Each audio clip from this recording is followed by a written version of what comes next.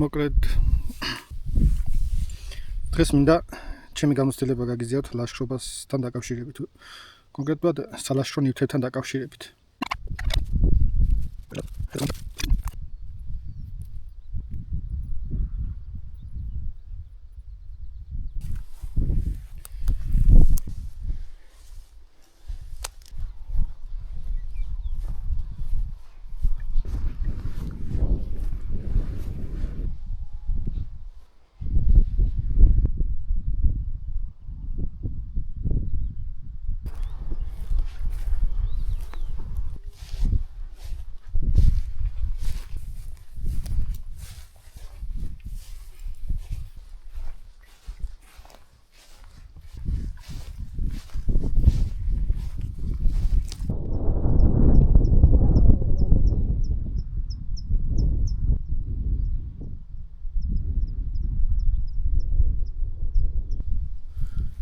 დღეს სახეტიალოდ წამოვედი კახეთისკენ გომბორზე. ეხლა ვიმყოფები გომბორის უმაღლეს წერტილზე, დაახლოებით 1900 მეტრს. საკმაოდ სიცივეა. ცოტა სწვიმს. ქალაქში 30 გრადუსია.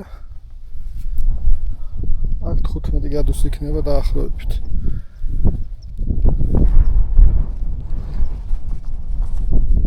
უკან ჩანს ულამაზესი კახეთი, ღრუბლებში კავკასიონის ჩანს. გზიდან არ არის შორი, დაახლოებით 1 კილომეტრი იქნება ფეხით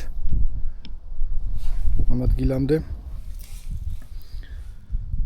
აქ დავისვენებ, შევჭამ საჭმელს.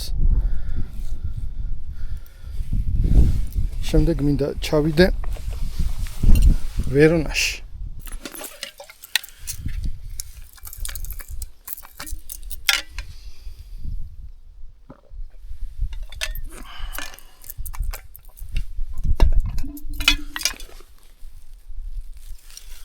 კახეთის ამ ულამაზეს ხიდზე ცოტა საჭმელს შევჭამ.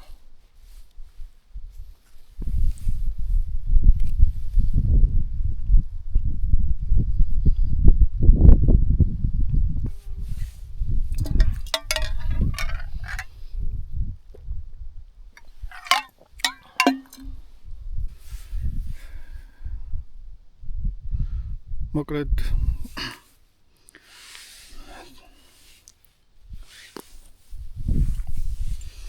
დღეს მინდა ჩემი გამოცდილება გაგიზიაროთ ლაშქრობასთან დაკავშირებით, კონკრეტულად სალაშქრო ნივთებთან დაკავშირებით.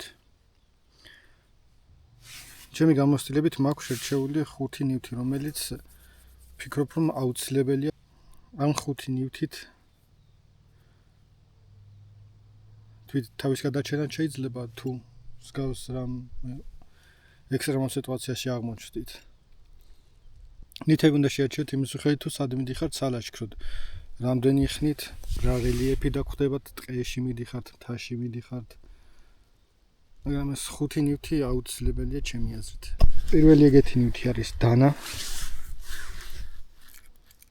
ნივთები უნდა შეარჩიოთ იმის მიხედვით, თუ რისი მოპოვება შეიძლება იმ ადგილზე, სადაც მიდიხართ და რისი არა. ძირითადად ტყეში დანას ვერ მოიპოვებთ. ამიტომ პირველი ნივთი და აუცილებელი არის დანა, მინიმუმ პატარა დანა. თუ კარგი სალაშქრო დანა გექნებათ, თლად უკეთესი. მინიმუმ სალაშქრო ასეთი პატარა დანა უნდა იყოს. ოღონდ აუცილებლად ხარისხიანი და გამძლე. შემდეგ ნივთი არის წყლის ჭურჭელი. წყალი შეიძლება ბუნებაში იპოვოთ, მაგრამ წყლის ჭურჭელი თუ არ გაქვთ, ვერ წაიღებთ, ვერ შეინახავთ. ასე რომ წყლის ჭურჭელი არის მეორე აუცილებელი ნივთი. მესამე აუცილებელი ნივთი არის შემთხვევის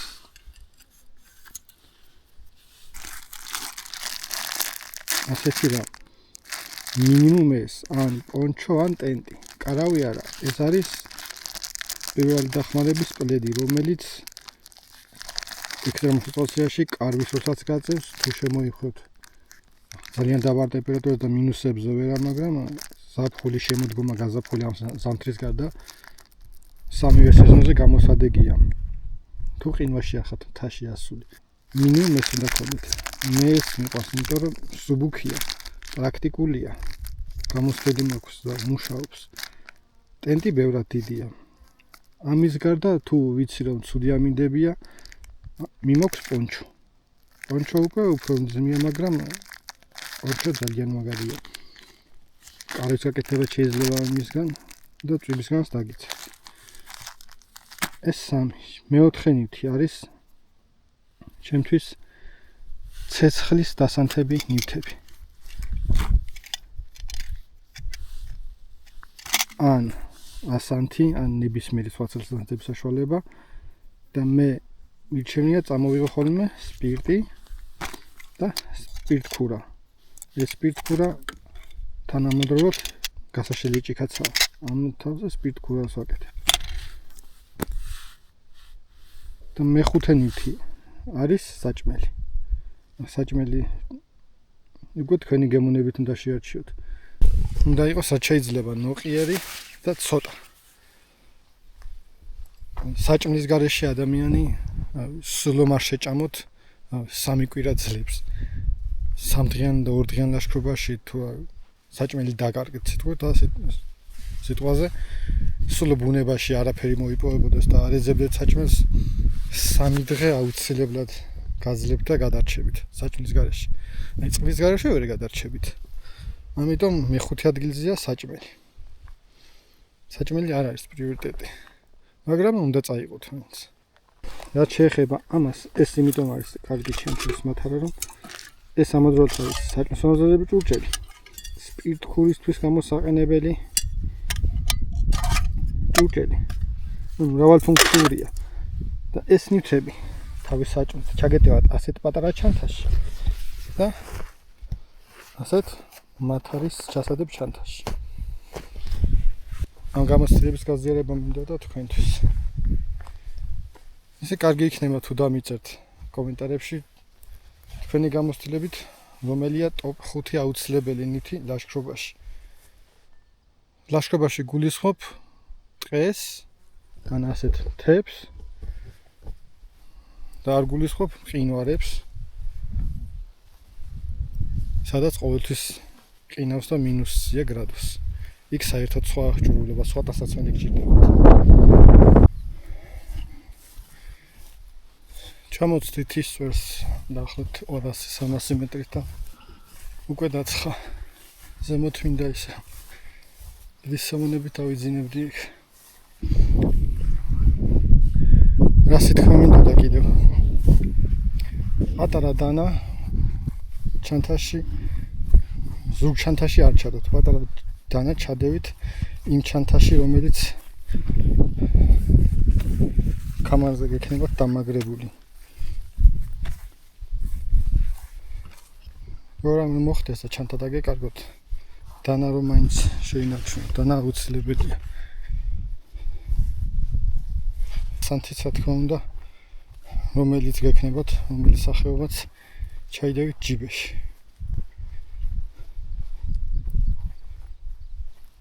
მე კარგი იქნება თუ წყალგაუნტარი. ასანთიც სახეობა იქნებათ, ან ორი სახეობა მაინც იქნებათ და ერთ-ერთი იქნება წყალგამძლე. და წყალში თუ დასვლა, მაინც შეძლოთ დანთება ცეცხლის. რა თქმა უნდა, ასანთის გარეშე შეიძლება ცეცხლის დანთება. მაგრამ დამიჯერეთ ძალიან საწვალებელია. უაზროდ თავი რატომ უნდა დაიღალთ და გაიწვალოთ. თან ლაშქრობაში ენერგია შენახვა ერთ-ერთი მთავარი რამა. ენერგიის სწორად გამოყენება უნდა იცოდეთ. თუ ცეცხლის დანთებაზე დახარჯოთ თენ ენერგიას, ასანთის გარეშე ანთებენ ცეცხლის გულისხმობ. მარტო ორი ჯოხით. ეგეთ აშრობას რა აზრი აქვს. თუ გამოვალ მდგომარეობაში ხართ, ეგ უკვე სხვა საქმეა. ზემოთ არსად არ არის წყალი. მაგრამ ხეობა და თუ უსტავგდებთ, გაიგონებთ წყლის ხმას.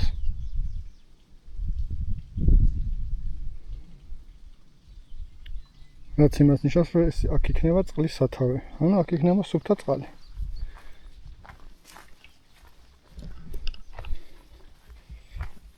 საჭმლის მოსაგროვებლად არ არის აუცილებელი ბევრი ენერგია დახარჯოთ, ის მეორე საჭმელი არ არის მთავარი. თუ საჭმლის მოსაგროვებლად იმ ენერგიას დახარჯავთ, რომელ ენერგიასაც მოპოვებული საჭმელი ვერ მოგცეთ, მაშინ რა აზრი აქვს მაგას. მაგრამ აი წყალი სხვა საქმეა. წყალი გადარჩენისთვის აუცილებელი. მით უმეტეს თუ ფეხით ბევრ სივლით გაუწყლოება უფრო მოსალოდნელია. წყლის მარაგი რო პირველივე შესაძლებლობებთან უნდა შეავსოთ, მაგაზე საუბარი მე მგონი ზედმეტია. ეგ ყველა მიცის. ჯობია წყალი დალიოთ, რაც აქვს მოთარში და ახალი აავსოთ.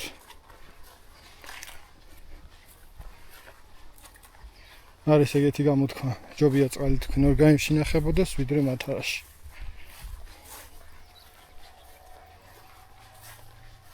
სამდენად სწორი.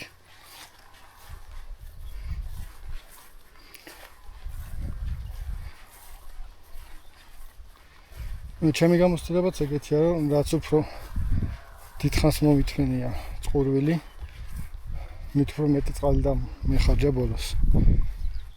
მოგწყურდებათ, ჯობია დალიოთ. თქვენ რა სიტყვით?